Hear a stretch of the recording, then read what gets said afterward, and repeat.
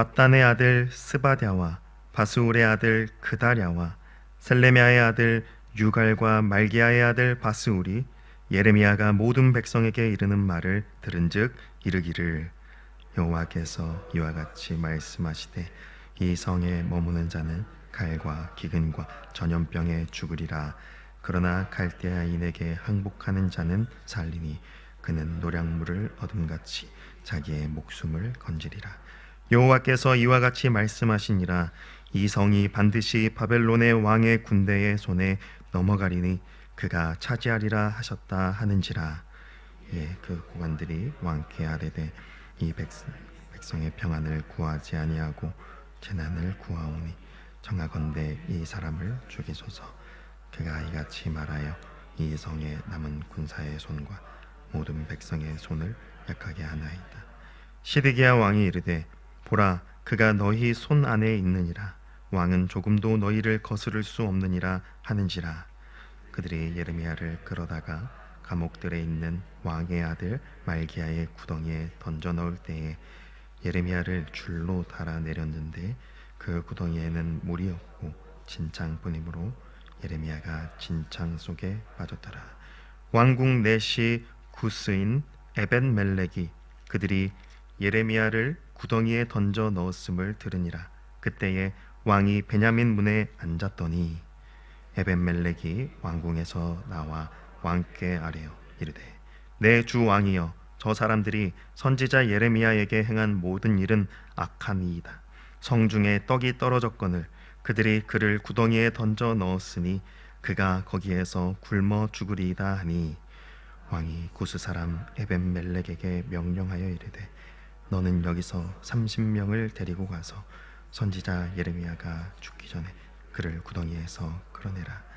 에벤멜렉이 사람들을 데리고 왕궁 곳간 및 방에 들어가서 거기에서 헝겊과 낡은 옷을 가져다가 그것을 구덩이에 있는 예레미야에게 밧줄로 내리며 구스인 에벤멜렉이 예레미야에게 이르되 당신은 이 헝겊과 낮은 옷을 당신의 겨드랑이에 대고 줄을 그 아래에 대시오.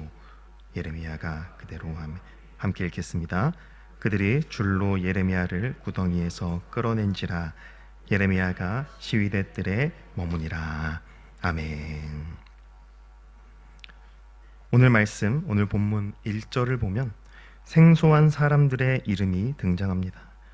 누구의 아들, 누구의 아들이라고 하며 소개되는 그들은 다름 아닌 유대의 고관들입니다.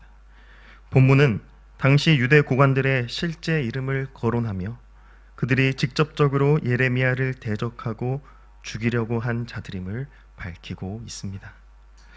왜 예레미야를 죽이려고 했습니까? 2절에서 3절 말씀과 같이 예레미야가 예루살렘 성을 향하여 이 성에 머무는 자는 칼과 기근과 전염병으로 죽게 될 것이라고 하며 하나님의 말씀을 대언했기 때문입니다. 이 예루살렘 성이 바벨론 왕의 군대의 손에 넘어갈 것이다 라고 한 그 말 때문에 고관들은 예레미야를 죽이고자 구덩이에 던져버립니다.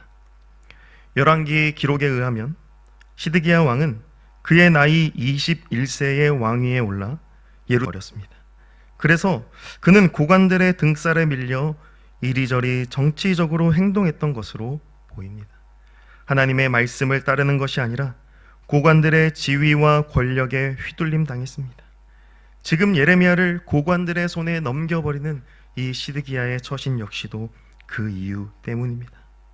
지금 이러한 고관들의 모습, 하나님의 말씀에 대한 적대적인 모습은 하나님이 내리시는 심판이 그들에게 합당하게 임하고 있음을 보여줍니다.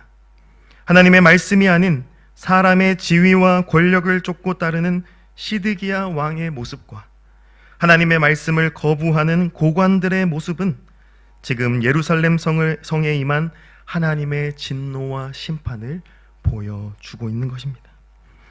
고관들이 예레미야를 죽여야 한다는 구체적인 근거를 보면 그들이 무엇에 관심이 있었는지를 알게 됩니다.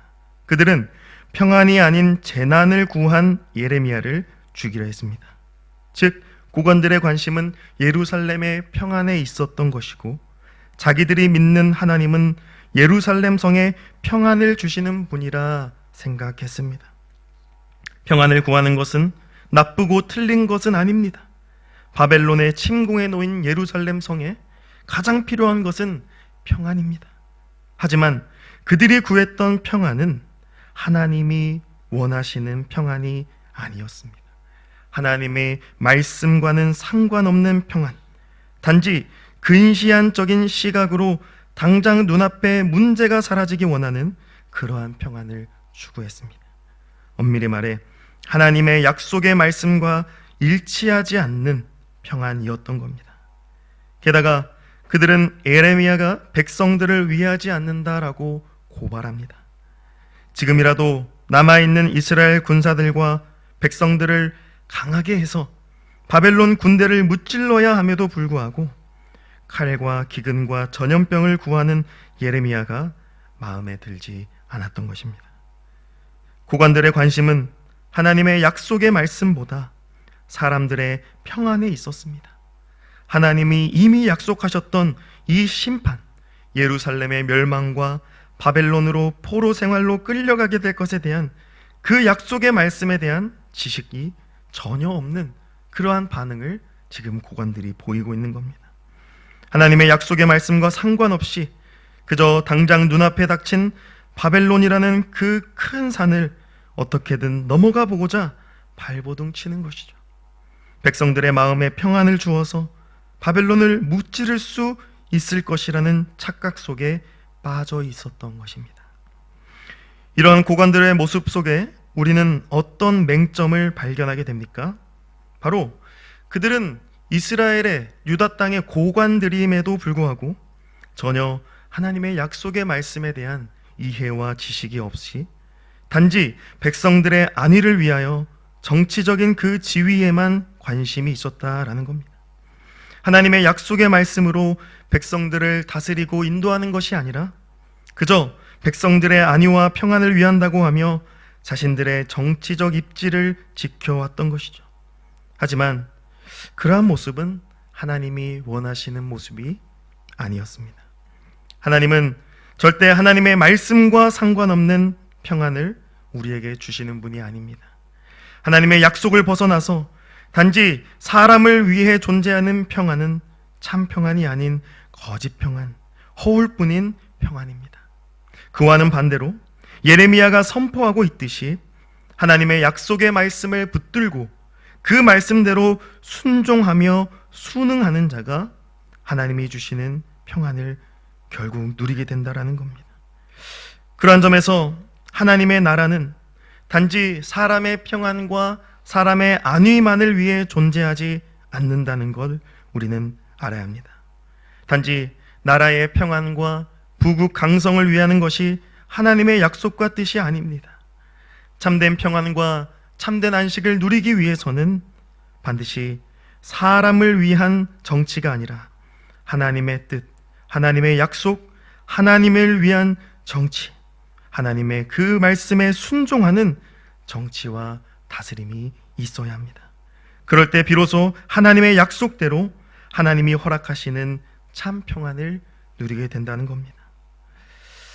이어지는 오늘 본문은 예레미야가 당한 수모와 고난을 자세하게 묘사하고 있습니다. 예레미야는 물이 없는 진창 구덩이에 빠졌습니다.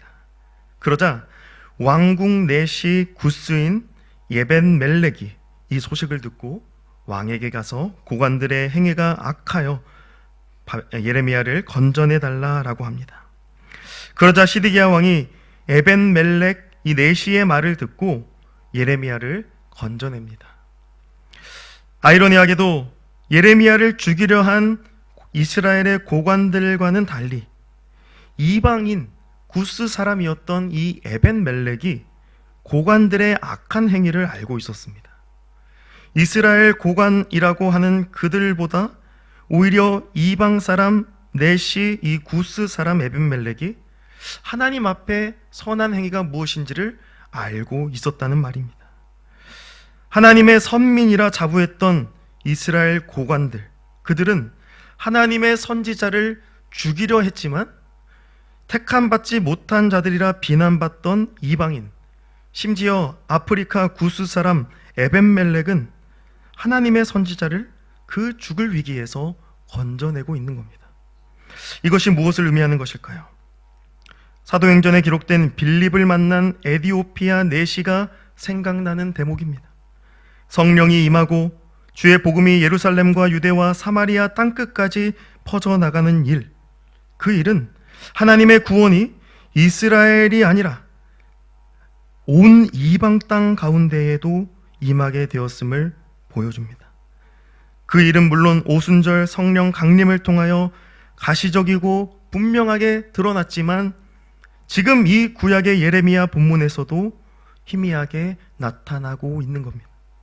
하나님의 말씀과 약속을 저버리고 떠나버린 이스라엘은 하나님의 심판을 받지만 하나님의 선하신 뜻과 목적을 알고 있는 이 이방 사람 구스 사람 에벤멜렉은 하나님의 구원에 참여하게 됩니다. 따라서 하나님의 구원은 단지 혈통이 이스라엘이라서 또는 지위나 그런 정치적 자리가 왕이나 고관이라서 받고 누리는 것이 아니라 하나님의 약속의 말씀을 알고 그 말씀을 따르고 순종하는 자에게 임하게 된다는 것을 보여주는 것입니다. 하나님께서 아브라함을 택하시고 그의 후손을 온 땅에 임하게 될 복의 근원으로 삼으신 이유는 바로 여기에 있습니다. 단지 아브라함의 혈통적인 후손이 아니라 말씀과 성령으로 거듭난 영적인 자녀에게 하나님의 복이 임하게 되는 것입니다. 요한복음 1장 12절에서 13절은 그러한 영적인 자녀를 이렇게 설명합니다. 영접하는 자, 곧 그 이름을 믿는 자들에게는 하나님의 자녀가 되는 권세를 주셨으니 이는 혈통으로나 육정으로나 사람의 뜻으로 나지 아니하고 오직 하나님께로부터 난 자들이니라. 아멘. 아브라함을 통해 약속하신 그 복의 근원이신 하나님의 아들 예수 그리스도를 믿는 자가 진정 하나님께로부터 난 하나님의 자녀이다 라는 말씀입니다. 그러한 점에서 오늘 본문의 고관들은 하나님께로부터 난 자들이 아니었죠. 그들은 하나님의 말씀을 거역하고 대적하며 하나님의 말씀을 대언한 예레미야를 죽이려 했기 때문입니다. 그와 반대로 하나님의 말씀을 소중히 여기고 하나님의 선지자의 생명을 구하였던 에벤멜렉은 하나님의 복과 구원을 받아 누리게 됩니다. 나중에 살펴보겠지만 그 증거가 바로 예레미야 39장 16절에서 18절에 기록되어 있습니다. 16절에 하나님께서 예레미야를 통해 구스인 에벤멜렉에게 말하게 하시기를 이라고 하며 18절은 이렇게 말씀합니다.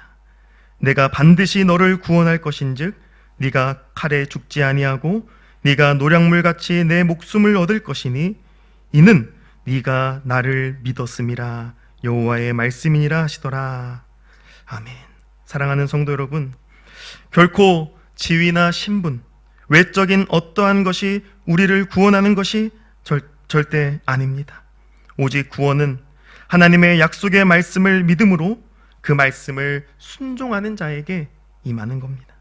여호와의 말씀이 육신이 되어 우리 가운데 임하신 예수 그리스도, 그리고 그가 보내신 성령을 믿고 순종하는 자가 하나님으로부터 난 자, 하나님의 자녀라는 말씀입니다. 바라기는 오늘 말씀에 고관들 또는 시드기야 왕처럼 사람에 의하여 좌지우지 되는 것이 아니라 하나님의 약속의 말씀 위에 굳게 서서 그 말씀에 순종함으로 하나님의 구원을 누리며 살아가는 하나님의 자녀가 우리 모두 되기를 주님의 이름으로 간절히 축복합니다. 아멘. 하나님 아버지, 하나님의 약속의 말씀을 믿고 순종하는 우리가 되기를 원합니다. 우리에게 그 약속을 다 이루어주신 예수 그리스도를 믿고 의지하며 성령의 인도하심을 따라 살아가는 우리가 되게 하여 주시옵소서. 오늘 하루도 오직 주님 안에서, 말씀 안에서 하나님의 자녀된 삶을 살아가기를 간절히 원하오며 이 모든 말씀 우리 주 예수 그리스도의 이름으로 기도드리옵나이다. 아멘.